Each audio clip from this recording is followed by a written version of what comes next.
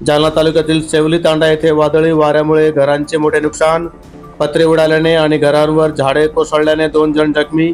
जखमींवर जालना येथील रुग्णालयामध्ये उपचार सुरू.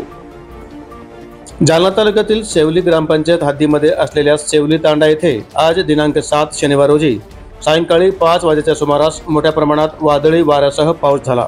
या वादळी वाऱ्यामध्ये घरांची पत्रे उडाली असून घरांवर झाडे कोसळली आहेत. पत्रे उडाल्याने अनेक घरांच्या जीवनावश्यक वस्तूंची नासाडी झाली आहे.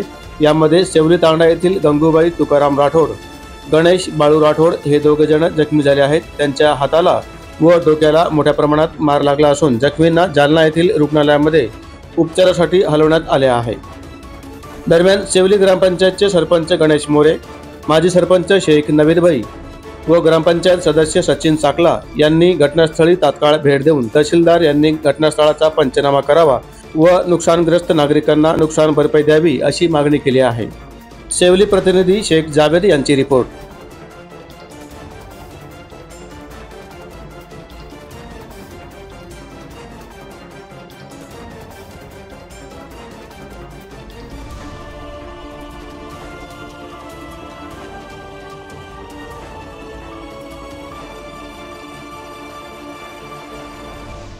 आज सेवली तांडा वार्ड नंबर 5 मध्ये येतो.